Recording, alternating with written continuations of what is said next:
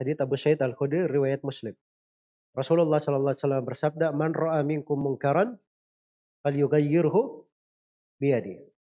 Siapa di antara kalian yang melihat kemungkaran, hendaknya dia rubah dengan tangannya.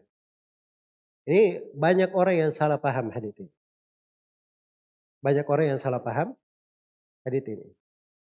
Jadi kadang sebagian kelompok-kelompok yang menyimpang ini dari Khawarij yang sekarang penerapannya dalam bentuk Hizbut Tahrir, dalam bentuk Ikhwanul Muslimin. Itu kadang dia bawa dalil itu, man ra'a minkum munkaran falyughayyirhu biyadihi. Ya.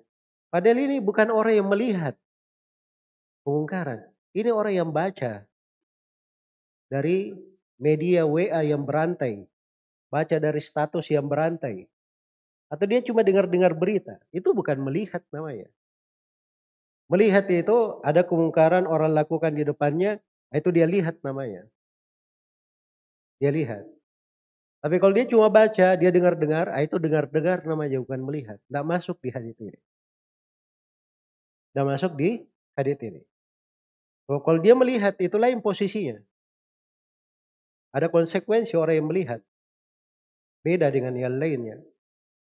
Makanya Abu Sa'id Al-Khudri itu, ketika beliau melihat sebagian khalifah berpakaian tipis, maka dia tegur. Ya, karena dia melihat langsung. Dia melihat langsung. Ya. Jadi itu posisi ya. Kemudian yang kedua, dalam amar ma'ruf nahi mungkar itu harus dilihat wilayahnya, ranahnya. Maka kalau dia ranah yang bisa dirubah dengan tangan, dia merubah dengan tangan. Merubah dengan tangan itu selalu masuk di dalam wilayah kita, baru bisa merubah dengan tangan. Makanya kalau kemungkaran itu di wilayah umum, kita tidak ada merubah dengan tangan. Kita dianggap tidak mampu di situ. Karena kita tidak ada wewenang merubah dengan apa? Merubah dengan tangan. Merubah dengan tangan itu wilayahnya pemerintah. Wilayahnya pemerintah. Iya. Wilayah yang berwenang di dalam hal tersebut. Makanya ketika Abu Musa al-Asy'ari radhiyallahu taala anhu, beliau melihat ada orang yang berzikir berjamaah, berkelompok-kelompok di masjid, dia ingkari dalam hatinya. Tapi untuk merubah ke mereka, bukan itu yang dilakukan oleh Abu Musa al-Asy'ari. Dia datang kepada Ibnu Mas'ud. Sebab Ibnu Mas'ud memang yang diberi wewenang untuk hal itu. Beliau pernah dipasang oleh Umar ibn Khattab sebagai gubernur di wilayah itu. Jelas ya? Jadi beliau punya wewenang datang ke Abdullah bin Mas'ud. Sampai ke Abdullah bin Mas'ud yang mendatangi mereka. Itu pun orang-orang ini dinasihati oleh Ibnu Mas'ud dengan suara. Iya. Bukan karena beliau di tangannya kekuasaan langsung dipukuli satu-satu. Ya ditarik telinganya. Tidak seperti itu. Tapi beliau nasihati. Terkait dengan bid'ah yang mereka kerjakan. Itu punya wilayah. Sama dengan Sabik bin Asal. Dia ketika berucap sesuatu tentang Al-Quran bid'ah itu. Ya. Itu orang-orang, para ulama yang tahu tentang hal tersebut. Tidak ada yang langsung main gebuk, main pukul. Ya. Tapi dia dipanggil oleh Umar. Umar yang memberi hukum kepadanya. Sampai dia bertobat. Dicambuk sampai pingsan. Di penjara sampai dia sembuh. Cambuk lagi sampai pingsan. Sampai akhirnya dia menyatakan tobatnya.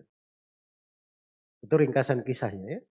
Ya maksudnya wilayah umum itu ada yang punya wewenang di situ.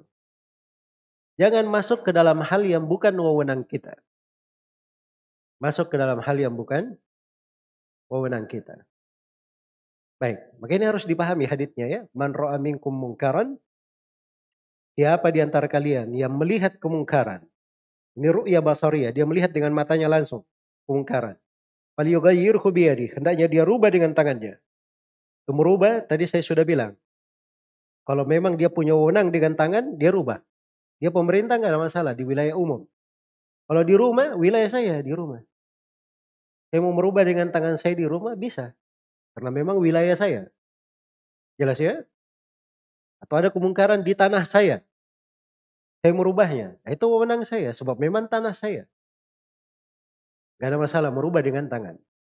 Kalau tidak mampu maka dengan lisan caranya. Dengan lisan. Kalau tidak mampu dengan lisan, maka diingkari dengan hati. Diingkari dengan hati. Nah, itu tingkatannya. Iya, tingkatannya.